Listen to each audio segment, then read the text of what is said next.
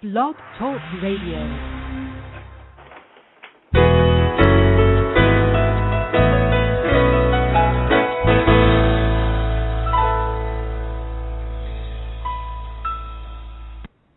Good morning, everyone. This is Johnny Tan, author of From My Mama's Kitchen, Food for the Soul Recipes for Living. Welcome to my weekly From My Mama's Kitchen Talk Radio show. My guest for this morning is Paul Wedding. He is a best-selling author, a nationally recognized speaker, and a personal development counselor. Paul will be revealing his intimate, life-changing encounter with God that saved him from the brink of self-destruction. Good morning, Paul. Welcome to From My Mama's Kitchen Talk Radio. How are you doing this morning? Johnny, I am doing great. Thanks for having me, and it sure smells good in here. Fantastic. Great to have you on the air with me this morning.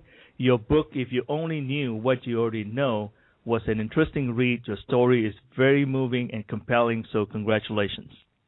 Well, Johnny, I appreciate it, and I want to thank everybody that did purchase it, because without those individuals, I certainly wouldn't be in the position I am. It's been a great ride. Fantastic. Let us start by getting to know you a little better. Please give us a quick walkthrough of your life from childhood to the present moment. Oh, okay. Well, I guess that would depend on what psychological model people follow. I guess it would be best described as turbulent. Mm-hmm. Parents divorced, I think, when I was around 8 years old, and as I got into my teens, I found my way into a lot of instigated trouble and so on, and it continued into my adult years. And it was one of those things where I would continue to blame mom, blame dad, blame the environment, blame everybody, until that time I was in California, destitute and homeless, living and eating out of a dumpster. And that's when I had my experience with God Almighty. Mm-hmm. And one of the things that did come from that experience, many things came from that experience, but one thing that came from that experience for sure was the realization that in our own lives that I wasn't the only one that had turbulent times, and we have to come to a place in life where we don't complain. We stop complaining and we stop playing the blame game, and we have to take the reins of our own lives. And that's where things began to change. But it would be described as turbulent. But all in all, everything worked out real well. Well, that's wonderful. You went through a tremendous metamorphosis as a human being, shredding personal egos and embracing spiritualism. In hindsight, is it worth it? Oh, Johnny, absolutely. Absolutely, it's worth it. In embracing spirit, we return once again to our natural state of being, and that is spirit. And in returning, the magnificence of authentic living is just one of the rewards, and there's certainly many. Mm-hmm. I've heard from a variety of voices and speakers, authors, about the ills of the ego, and the ego is evil. It's our enemy. Mm-hmm. The ego's power can only do what we give it to do, and it comes from the mind in which it was created, which is certainly ours.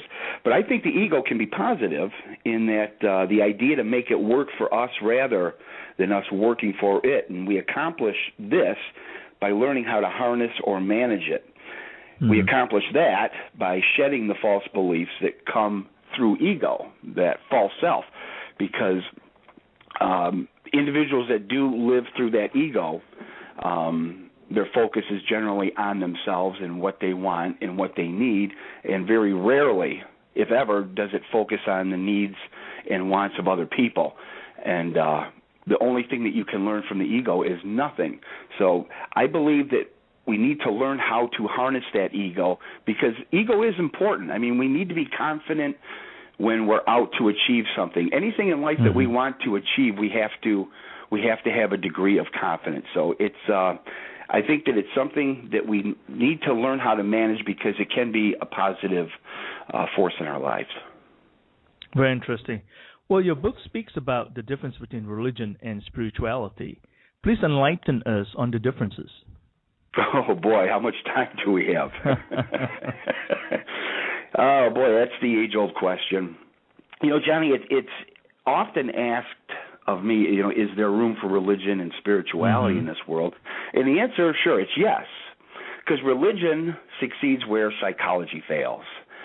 Religion helps people find the door to liberation where life has people around the throat. But I think with some religions, and ladies and gentlemen, I'm stressing some, there's an obligation that comes with it. And I think that some religions, they double as travel agents. And what I mean by that is you need to go through them to get to God. And that is just a ridiculous thought. Religion has been responsible for a lot of turbulence in the world. That's a fact. I mean, it's not my opinion. They tell us what to think, what to believe. They got to go to us to talk about somebody that we want to get married to, and certainly and most is don't ask questions. It's a follow and conform mindset. It's different from free will that God gave us. One religion will condemn the other for terrorist acts, but they'll turn a blind eye to a clinic getting blown apart. They speak against killing, yet they'll support the death penalty. And most recently, I heard a North Carolina preacher explain his way to rid the country of a specific group of men and women by putting them behind electrified fences until they died off. Now, to me, you're advocating torture, and that's going against the word that he claims to preach. So religion causes division, and again, ladies and gentlemen, I'm only referring to some, but spirituality asks endearing questions like, why am I here? What's my role? It creates a feeling of oneness, and it causes you to act in ways that is reflective of Christ. Very interesting concept. You mentioned about Jesus was asked, what was the greatest commandment? So what is the greatest commandment? Oh, boy, great question, Johnny.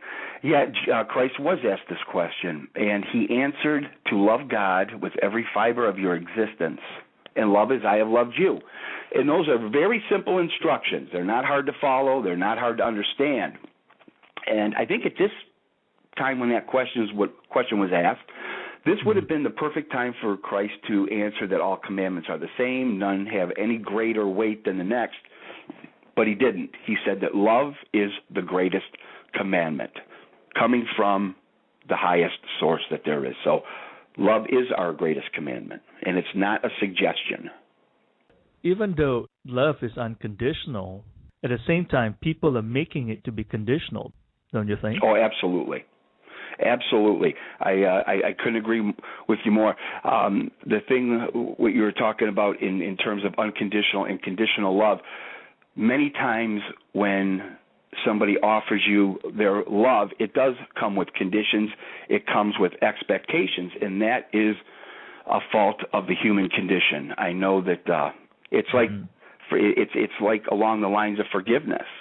A lot of times people say they forgive you, but they never want you to forget what you've been forgiven for.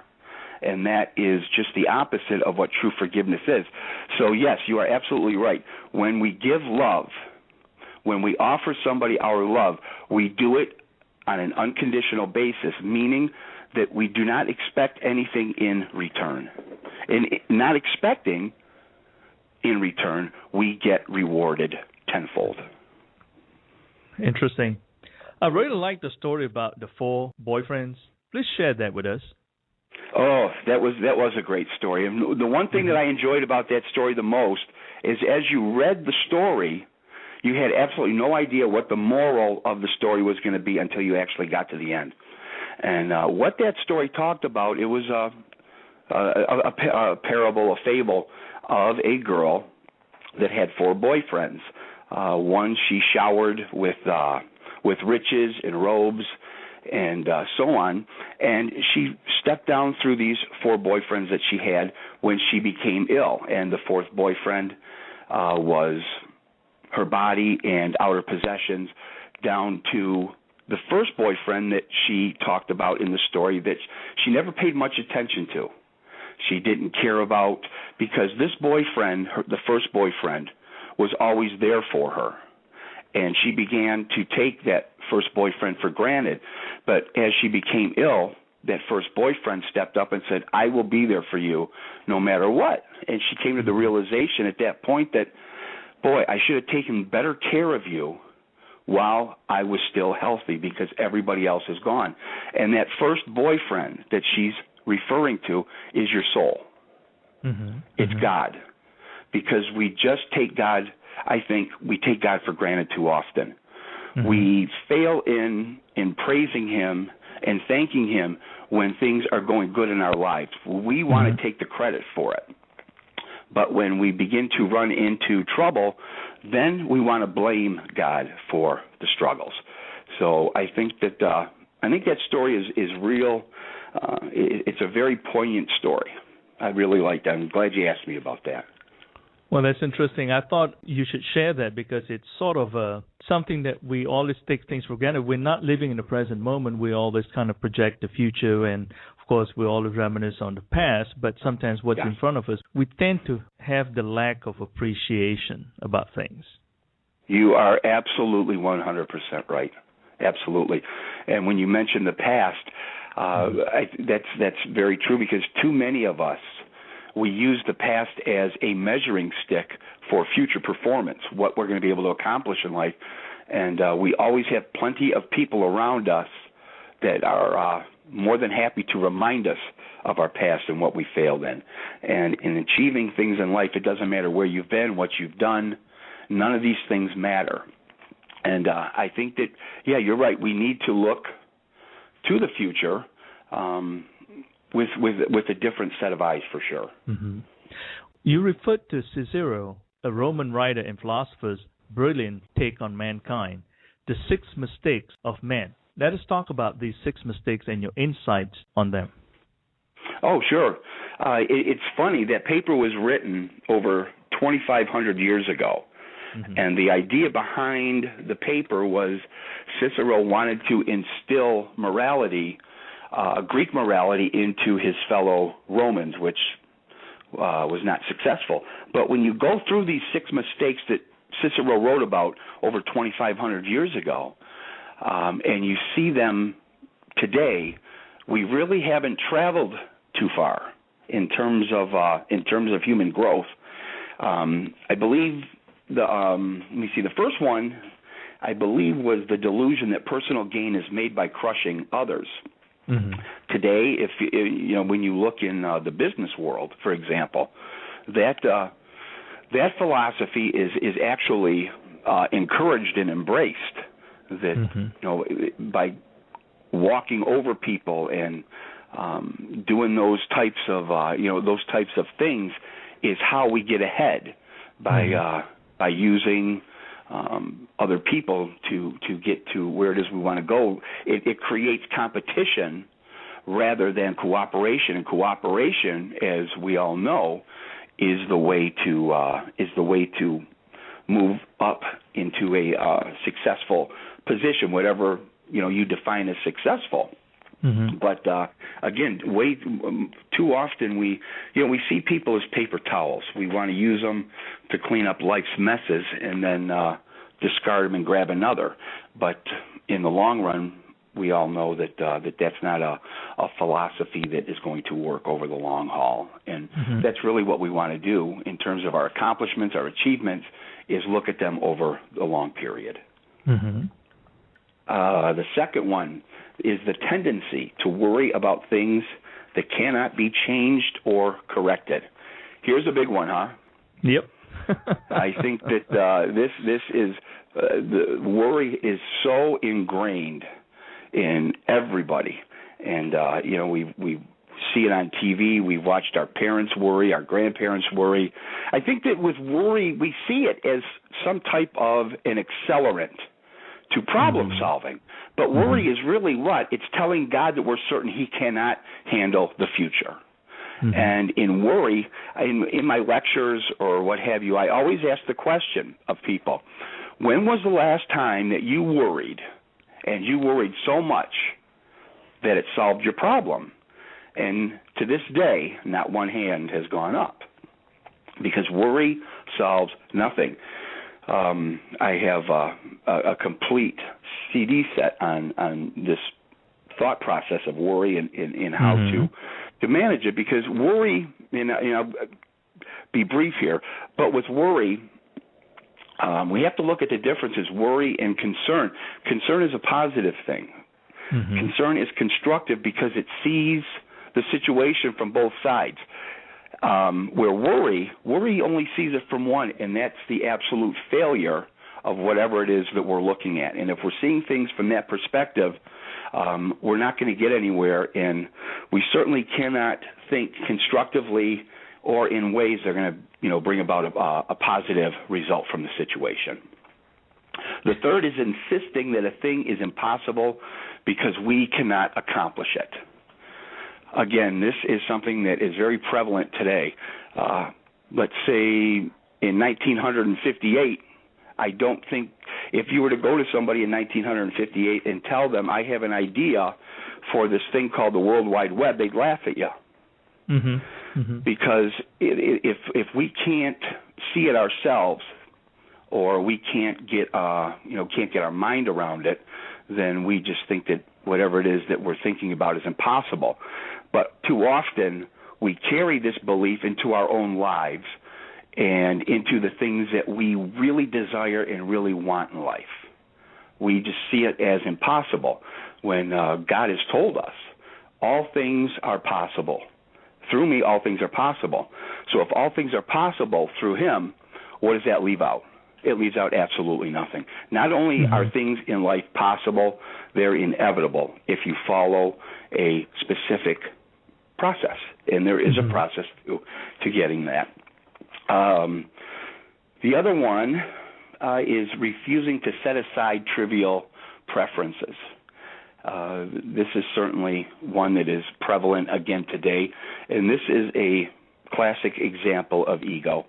I remember a place where I used to live at, there was a house to the left of me and a house to the right of me, and I lived in the middle. And on either side was actually the same family. There was two sisters, and they went for years without talking because of this exact thing, this trivial preference problem. Christmas cards, husbands would exchange them because the women were just so bullheaded and so headstrong that they had no they had no concept of what was going on here, because we get so fixated on being right. Rather than being kind, we would rather just we have to be right. And again, we're going back here to a little bit to the ego. It's it's taking that idea that you don't have to be you don't always have to be right. Sometimes it's easier to just say, you know what, you're right. Let's just move on. And it's through that thought process is where we certainly get much better results than holding these grudges. What you're saying is that people are spending too much time sweating the small stuff. Good point. That's my dad used to tell me that all the time. He would say, "Boy, don't sweat the small stuff. Number one, and number two, remember it's all small stuff." Yeah. And that's a good way. It's really a good way of looking at it, Johnny. The next one is neglecting development and refinement of the mind by not acquiring the habit of reading or studying. I think here what Cicero was trying to get across in terms of his point was education and knowledge does not end when you finish your formal education, be it high school, be it college, that we must continue to gain knowledge, to learn things, especially in the day and age that we're in now, where it's all about the internet, it's video games. There's a lot of laziness with our youth today. They lack exercise. There's a lot of things lacking. Plus, you have parents. Both parents are out of the house working because things, in terms of the economy, have just gotten to the point where this is required. But I think that's the point that Cicero is trying to drive home, that we need to keep acquiring more knowledge, and we do this through reading. Right. And one of the things also I like the fact that we talk a lot about discrimination, and obviously when you talk about discrimination, the first thing that comes to the forefront is racism and so forth and all that. I am not saying that do not exist, but I think in the end, all these fear, because racism comes from fear, and fear comes from the lack of knowledge. And so if we pursue the knowledge side of the equation, I think that will solve just about half, if not all, the issues about discrimination in so many ways. People discriminate against someone because they don't know any better. That's a great point. Bigotry, racism, discrimination, in my opinion, is the greatest form. It's the greatest display of human ignorance. Yes, it's been going on forever, but it also goes to show that in one of my lectures I do, it's called "All You Need Is Belief in Other Lies," and one of the lies I talk about is this belief, this false belief that we're separate, that we're different, and that we're somehow naturally devised, which is ridiculous. But going back to what you were talking about, yes, I think you're right that by gaining the knowledge and by the education in terms of bigotry and racism, I believe it would certainly put a dent in it. From that to understanding that smoking is the dumbest thing that you could do to yourself. So that's I totally agree with you there. Well, education leads to respect of other cultures and beliefs and way of life, and that leads to appreciation. In so many ways, appreciation leads to like, and then obviously like eventually leads to love. And then love obviously allows you to embrace the situation as is. I like it. It's very true, because it's certainly something that is problematic, and it continues to be problematic. And education, will it end bigotry? Will it end racism? I don't know. Is there a chance because people are getting educated? And yes, absolutely. It's something that really needs to be addressed, because like I said, it's to me, it's just the absolute highest form of ignorance, displaying bigotry and racism towards any person. Because when you think about it, at some level, everybody's related. We all come from the same God. We all come from the same place. Every single one of us. It doesn't matter what side of the water you live on. It doesn't matter what point you entered this universe. Our true origin is spirit. Our true nationality is that of spirit. And that, of course, leads us to your 6th point by Cicero. Yes. The 6th point in that book was attempting to compel others to believe and live as we do. This here is another form of the ego, and it goes pretty much to what you and I were just talking about a second ago. Not only do we know what's best for our lives, we know what's best for you too. And if you want to, if you want God's love, if you want God's favor, if you want people to like you, then this is what you have to do. If you don't, then there's going to be consequences for it. And again, it's an illusion. It's just an illusion. I go by the 50-50 rule. I have a 50-50 rule. Half the people are going to like me, half the people aren't going to like me. Half the people are going to listen to me, half the people are not going to listen to me. If you like what I have to say, that's fantastic. If you don't like what I have to say, I understand it. But to try to browbeat somebody into listening and to believing what I have to say, it doesn't work. It creates more of it creates more of the thing that we need to eliminate in this world, and that's division. So how has discovering and experiencing God's love transformed you personally? Oh, well, I didn't. It wasn't actually. God's love wasn't a discovery for me. It was when I embraced spirituality. It was a return, and when we return, the magnificence of life, as I was saying, begins to reappear. And when you are in that mindset of spirituality, when you're in that mindset of oneness and service to others, God's love is just something that naturally comes back to you. I'm sure you've heard people say over and over again, I found God, I found God. Well, you can't find something that's missing. Yeah. By returning, you once again discover God and God's love. And it's the same thing with the question you asked. It's through this process of returning back. People ask me all the time, what's the big step in changing something? How do I change something? The first step is always changing how you see yourself. When you begin to see yourself as you are, as an authentic being, as a spiritual being, and you begin to live from that perspective, these things begin to reappear before your eyes. Why is it having a grateful soul and embracing the power of belief is very important? A grateful soul is, I believe, an essential ingredient in belief, and certainly it's something that having a grateful soul is something that God would expect from us. Being grateful for everything that we have in life, good, the trials, the tribulations.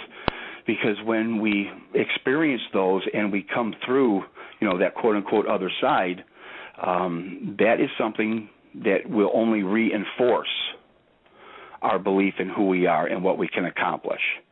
Because we've experienced it, we've embraced it, and in doing so, we understand what it takes and how we get from that point, let's just say from point A to point B. And through a grateful soul, we it keeps us grounded, it keeps us humbled, and it gives us clarity in what it is that we are trying to accomplish. So it does play a role in our belief systems for sure. Very interesting. So what are the 6 components to a solid belief system? Oh, good question. Good question. The 6 components that I have in my upcoming book, they go off the beaten path, so to speak, a little bit, because I think we hear the same messages over and over and over again. They're just cut up and presented in different ways, and a lot of times they don't work for people. And when you hear all you need to do is believe in yourself, that's all you need is just believe in yourself and things will happen. That's not true. It just doesn't work that way. So the components to a solid belief system are all in the word belief. And the first is the letter B, which is, and we'll do the abridged version here, is believability. And believability is seeing a situation for as it is.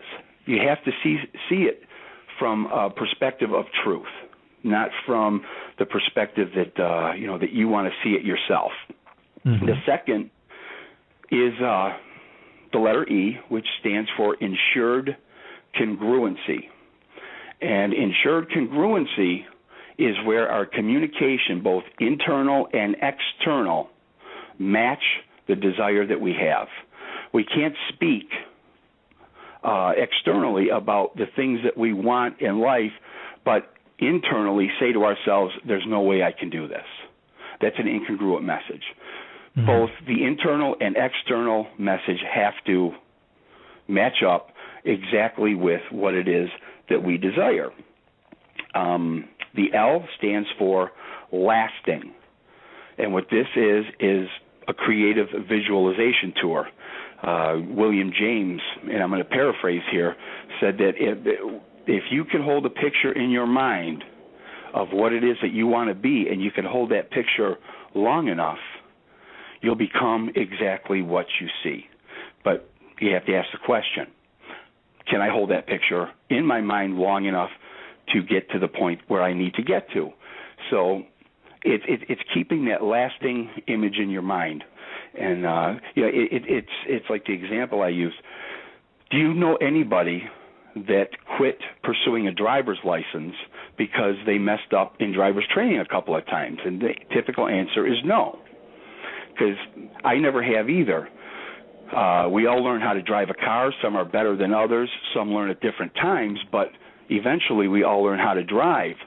So the question becomes, as adults, why do we fail in getting the things we desire most in life? Why do we not follow through with our beliefs, yet we all have a driver's license? And the answer is because you saw yourself in that driver's seat long before you got your driver's license. So it's holding that image in your mind long enough, taking the steps you need to get to that point. The next is inventory for the letter I, and it's do we possess the things personally that we need to satisfy the first, which was believability, along with the next, which is E, is evidence. We have to have some kind of proof that we have what it takes, or what we need to satisfy some personal desire, some personal achievement that we really want. It's not something that, there's a big difference between faith and belief. And that's probably a question you get asked all the time as well. What's the difference between faith and belief? Faith is it's a blind thing. You go based on faith. But in beliefs, we have to have some evidence. We have to have some proof that we can do what it is we're looking for. And finally, the F stands for fully engaged, and that is passion, my friend. Nothing is accomplished in life without being passionate. That's very true. And I view faith and belief sort of goes in constant hand in hand, because to have faith, you have to believe. And in order for you to believe, you have to look around you and take a look at the things you've accomplished. And if you pay attention, all the answers are around you. That in turn develop your belief system, and that in turn propel and fuel the faith that you have from within. That's very true, Johnny. But at my age, if I have the faith that next season I'm going to be playing hockey for the Dallas Stars, and I believe I'm going to play hockey for the Dallas Stars, and I'm going to do whatever it takes, so on and so forth. But if I've never put on ice skates, then it really doesn't matter how much faith, how much belief I have if I don't have the evidence to support my belief. No question about it. I mean, belief can't be just simply something that's blind or within your realms of capability. I think you're right when you say that anyone can believe in something and just go for it and say, well, faith will deliver me there. That's not necessarily truth. You're 100% right, Johnny. You do have to see the evidence around you, and what I mean here is things that well within our upper and lower limits, the boundaries that we are able to operate on. And when I look at in terms of belief, it's like sometimes we're so focused on things that we cannot achieve, or maybe we can achieve, or someone's not there for us or whatever. But when you look back, when the going gets tough, the tough gets going, and then you realize that you've been provided for. Things will just happen. That's what I meant by the belief. Oh, exactly, because with everything that we're talking about here, with all the good people that are listening to this program, nothing is going to be accomplished in life without faith. You have to have faith in a belief that never, ever, ever for one solitary second has any doubt to it. It can't have doubt. So, I agree with you with what you just said. Very well said, too. Yeah, I mean, to give you an example, you can still play hockey for the Dallas Stars. It may not happen next year. It might happen, say, 10 years down the road or 5 years down the road. But are you physically able to do that? Like you say, again, coming to your age, because you can achieve anything you want to achieve, but you got to put in the work. You have to put in the work. And Johnny, that's, again, it's very well said, because it's something that too many people don't look at. We have the tendency, especially here in the West, to look to the shortcut. We'd rather find the fastest, quickest way to do something. And everything, and I mean everything in life, is a process. Whether it's gaining your education, whether it's dating that special someone, leading into marriage, or achieving great things in this life, there's a process to everything, and we have to follow that process. It's knowing it, and knowing is everything. I know that you have changed tremendously, like you say again, when you encountered this rediscovery of yourself and returning home, so to speak, to God, and the conditioning that you went through. At what point, when you look from a general perspective, for people like me or anyone else, when do our thoughts come about that bring about what we desire in life to fruition? Oh, good question. Everything in our life begins with a thought. And through repetition of this specific thought, it becomes something that we eventually desire. It's something that we desire to have. And as we're going, and as we're thinking this thought, it starts out as a subconscious thought. And through repetitive thinking, it becomes what? It becomes a conscious thought. And when it becomes a conscious thought, this is where the desire leads into the belief that yes, I can achieve this. And when we're at this point, at this stage, we begin to accept that thought as truth. We begin communicating to ourselves. We begin speaking to other people about what it is that we desire to have.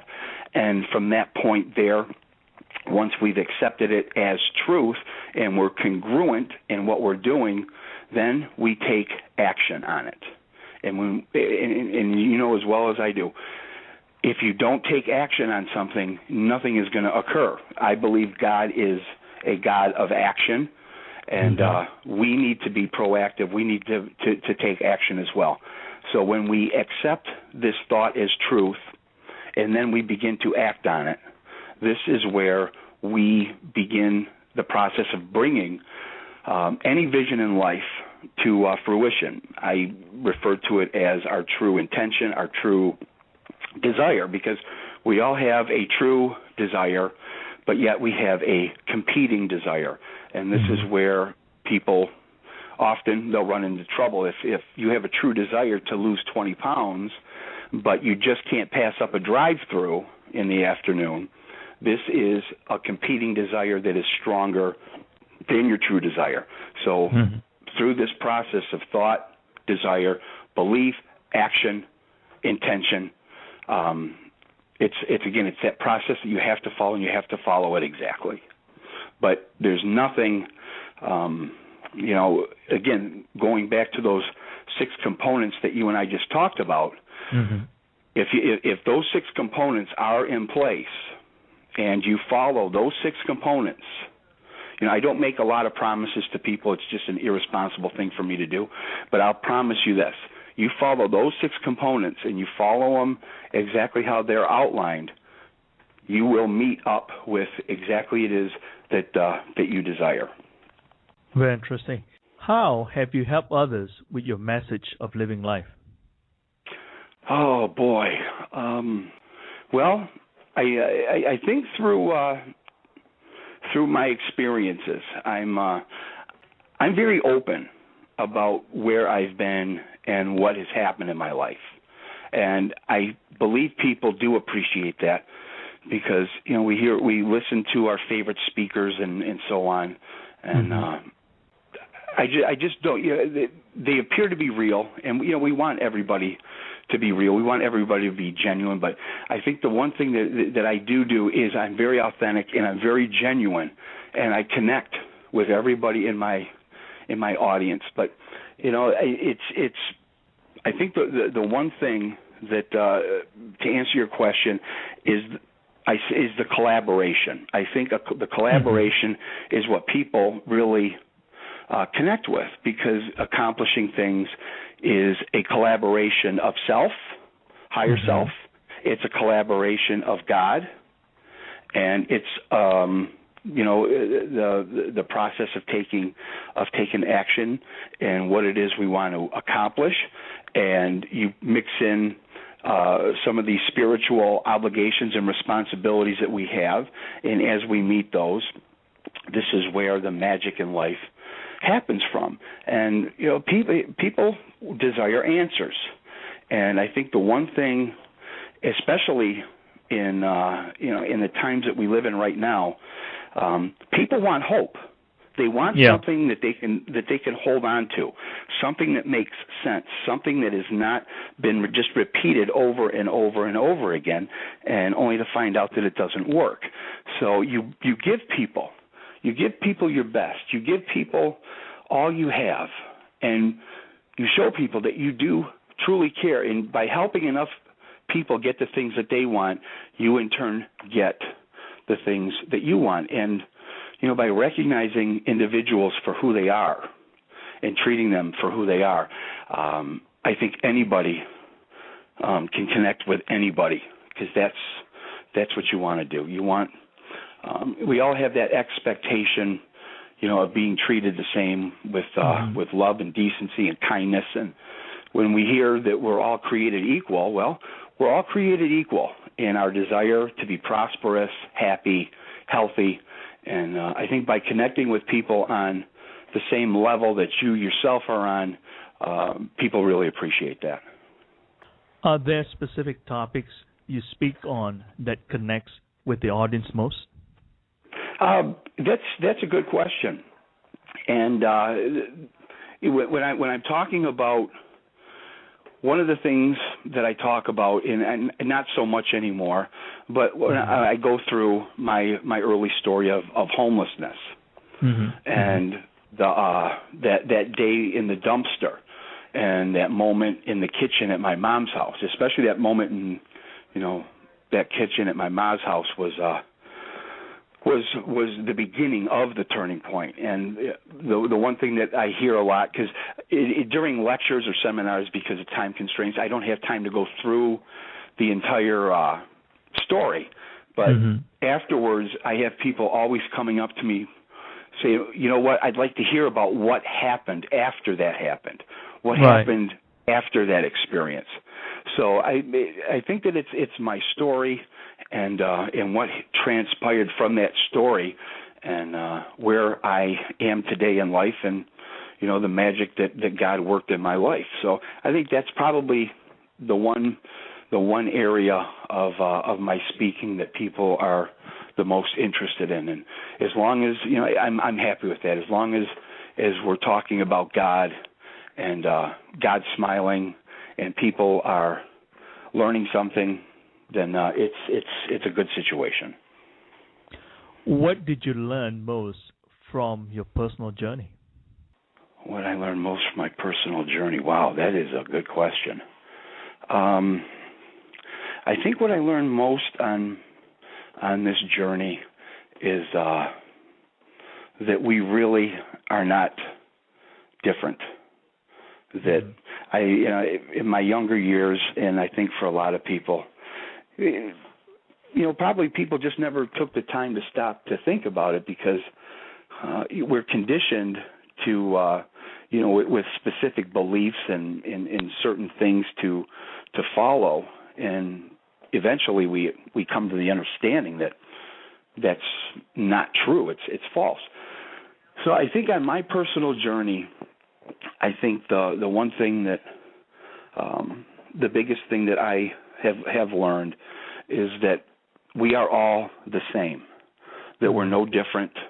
We all desire the same thing. We all come from the same God.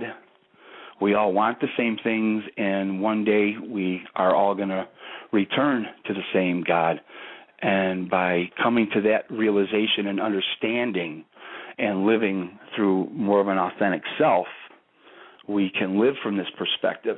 And living from that perspective is it's a much different vision through life. So that is probably the greatest lessons that I have learned are that as individuals, as people, as spiritual beings, we're no different. We're all the same. Interesting. So, looking back in your life for the last 7-8 years or so, you went through a tremendous amount of change, and then projecting forward the next 7-8 years or so, if this is your halfway point, what do you see ahead? Oh, what do I see ahead? To keep following in the footprints that God puts in front of me. Mm-hmm. And where I believe those footprints are leading me is to continue on the path of empowering other people, mm-hmm. showing people that there is a better way to live life, that we can do the great things that we want to do by getting rid of some mindsets and adopting other mindsets. So 7 years from now, 10 years from now, I see myself just really focused on being of service to other people. Wonderful. One of the things that you have basically overcome in your life is that you have cured yourself of depression. How did you do that? Boy, that's the thing with depression is, and I talk about this in my program, that mm-hmm. there came a time in my life where I decided I was going to be rich, and I was going to reach this financial feat by curing depression. And the cure for depression is to stop focusing on yourself. Because when you're selfishness is going to come with pain. I speak of a family member that is a member of my family who has been under the care of a psychiatrist for as many years as I can remember. And the change has been remarkable in the sense that nothing has changed. Mm-hmm. Because even with all the pills that this doctor has her swallowing every day, and he doesn't want to tell her the root cause of her depression because, number one, there's no money in it. And number two, you can't write a prescription to tell somebody to change their focus. You can't write a prescription to tell somebody that they need to shift their thoughts. So the cure for depression in individuals that do not have a clinical reason to be depressed is you need to take the focus off yourself and put more of the focus on other people. I know that it sounds like I keep referring back to the same answer, but so many things in situations, issues, problems, whatever you want to look at them in life are very easily dealt with and solved by helping other people get through theirs. So yes, the cure for depression in individuals that don't have a clinical reason to be depressed is to take the focus off yourself. Take the focus off what you don't have, what's lacking in your life, what are your perceived lacks, the wrongs that have been directed towards you, people that you don't like.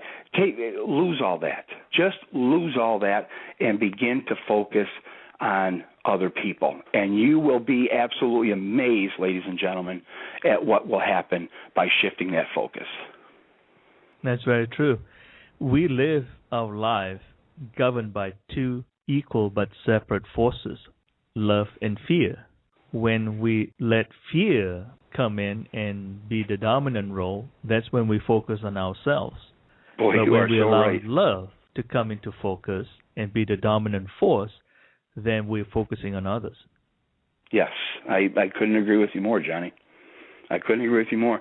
And throughout our conversation that I've enjoyed tremendously, and I hope those have been listening have enjoyed it as much as I've enjoyed being here, we have touched on that word throughout this conversation. We go back to love. And we go back to love, we go back to God, we go back to other people.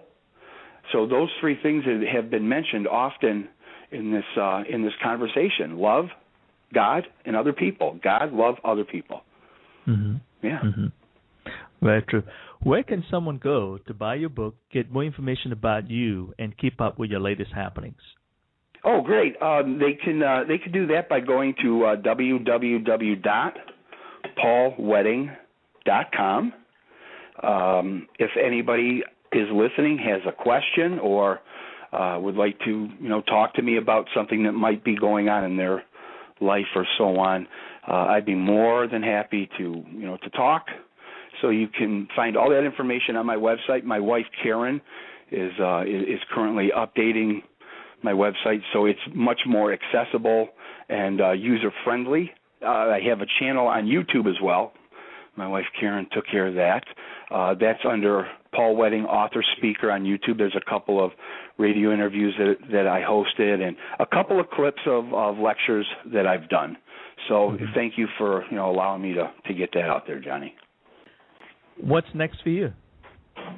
What's next? Oh, boy, I have a couple of real good seminars that have been put together, and I'm planning on getting out on the road and doing a lot of speaking events. I have another book that is really pretty much done. It's close. I'm with a new publishing house, EWH. Their philosophy is authors who inspire. Jeff Stoner is my publisher, great guy. I got just a terrific working relationship with him. So something else that I'm really excited about is the second book. It shows a lot of the maturity and other things that have taken place over my life since the first book came out. Things that I've learned, and there's a lot of solid information, a lot of good information in this book. And I'm in the studio. I have some CDs. I have 4 CD packs that are going to be coming out, which I'm going to have available at all my speaking events. So people can keep up with me on my website. And if I come to your town, I would love to meet you. I'd love to see you. Make sure you introduce yourself. What are those CD topics on? The CDs that I'm working on right now is the one is All You Need Is Belief and Other Lies. I have another one that's titled Losing the Worry in a Hurry, and another one it deals with depression. Have we become a society that's too dependent on those types of medications? And a fourth one that is called So This Is God's Will, with a question mark, because too many times, and we talked on this briefly, we as humans act and speak in ways that is really not congruent with what I believe God has in mind for all of us. So those are the CDs that I'm putting together right now. Very interesting. By the way, we're coming close to the end of the hour. Since our show is about people, family, and living life, would you like to share a recipe for living with our listeners this morning? That's great. Boy, a recipe for living. I guess first off is decide what it is you want to make. Decide what it is you want to make and follow the recipe to the T. It's certainly whatever it is that you desire to make is proven by the recipe. Follow that recipe and make God the chef. Very interesting. I am excited about what we're doing today. We talk about love. We talk about God's unconditional love, about people and so forth. I do want to ask you this, though. What advice do you have for people that are looking for meaning in life? There are people out there that's sort of just strolling and it's on the fence because they're not sure where to go. So what advice do you have for them? People that are on the fence, or they're searching for some type of answer, or searching for some type of sign that would point to what their purpose is. I would suggest to first look at what it is that you're passionate about, and when I mean look at what you're passionate about.